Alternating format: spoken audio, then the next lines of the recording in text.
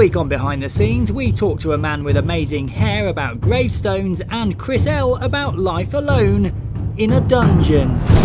We've made some changes to Dungeoneering. We've increased the rates for everything that isn't a 5-5 dungeon. We've used that as the benchmark. We made an assumption that the bigger and the more people in a dungeon, the harder it gets, but in reality, the players have proved that that's not really the case and they actually have an easier time. So to help the solo guys and the smaller groups, we've increased their rates by changing a few numbers behind the scenes. It won't fly up ridiculously, but you're going to see a much better return for the time you put in. If a large 5-5 group, for example, can't do 2 large dungeons an hour, you're probably better off soloing medium floors if you're a good dungeoneer, because that XP rate's probably going to be the same. If you've got a power group and they're 5-5s, by all means stick with it, because we're not trying to change or detract from the group experience. We're just saying if you can't find a group, if the group's bad and you're a good player, definitely check out the solo medium or even the 2-player sort of scenario. That's very competitive now as well. When I made the changes and I was looking at the numbers I've plugged in, I actually checked on my own account and I did about 3 to 4 mediums an hour, and I'm not the fastest, and I was doing warped.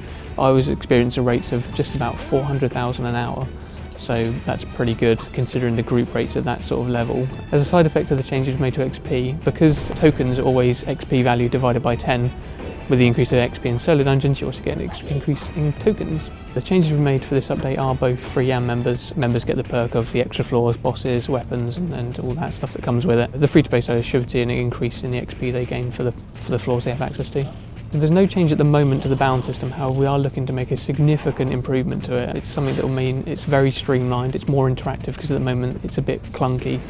It gives you more bound slots and the way you interact with them changes. Check it out, because you're going to get a lot better return for your time invested and hopefully get to that 120 like I will. We've updated the Greystone system because of the issue where players' items were being all dropped on the ground at once, where they were dying in high frequency death places like outside of boss instances and things like that.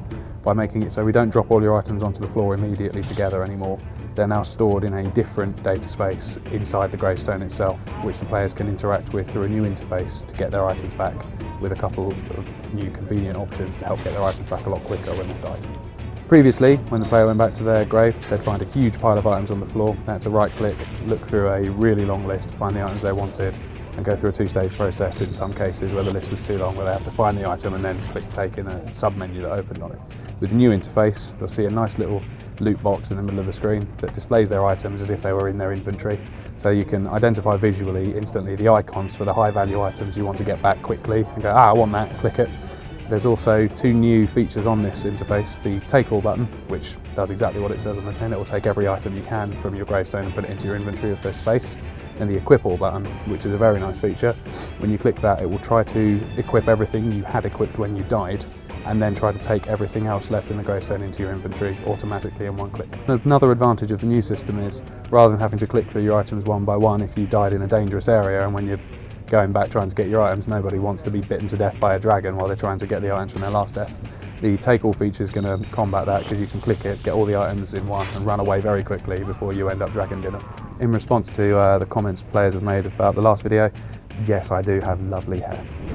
Subscribe to the RuneScape channel to be the first to hear about next week's Behind the Scenes.